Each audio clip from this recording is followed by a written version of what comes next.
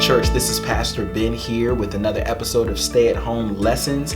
This week, I learned something from a spider monkey and a jaguar. I hope you guys enjoy it.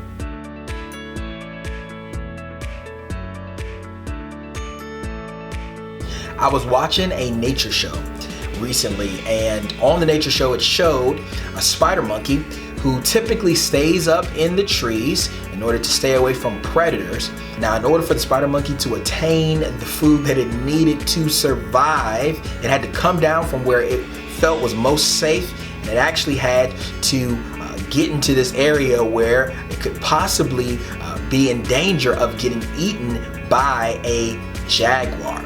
So the monkey ends up going down to the ground, getting the food, even though it narrowly escapes this jaguar who would have attacked it. Now, the way that the narrator explained this whole situation was a matter of either listening to the spider monkey's fears or eating food it needed to survive. And this struck a chord with me and had me thinking about something that Jesus says in the scriptures. John chapter 4 verses 31 through 34. Meanwhile, his disciples urged him, "Rabbi, eat something." These are the disciples talking to Jesus. But he said to them, "I have food to eat that you know nothing about." Then his disciples said to each other, "Could someone have brought him food?" Verse 34, "My food," said Jesus, "is to do the will of him who sent me and to finish his work." What a very striking statement for Jesus to make. For him to associate doing God's will with eating, with food. Now you have to understand that during this time, of course, there were meals that definitely satisfied the palate of those who ate them, and there was definitely food as a source of pleasure. Most of the time, when people thought about food, they were considering survival. This is what is needed for someone to live. And when Jesus talks about his food being to do the will and the work of him who has sent him, doing the will and the work of God, what he's really saying here is doing the will and work of the Father is as important to him as it is for us to eat food. Now, Jesus was human, so food was very important. It's a part of what keeps us going. But do we think of doing the will of God the same way Jesus does? 1 John chapter 2 verse 6 says, "Whoever says he abides in him ought to walk in the same way in which he walked." We're talking about Jesus here. The scriptures are clear that those who believe in Jesus, those who are followers of Christ, should seek to be like him. And I want to challenge us to be like Jesus in this area. Now, a lot of us love food. I mean, even as I was recording this, I started to get hungry. So I know that food is a very important part of our culture.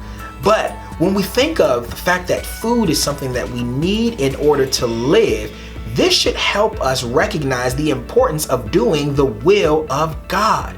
When Jesus says this for us, he's pretty much saying that doing the will of God should be so important to us that if we're not doing it, we feel like we're not surviving, like we're not actually living. Now, another thing I want us to note when we consider the spider monkey and the jaguar is sometimes you're going to have to make a decision between fear and food.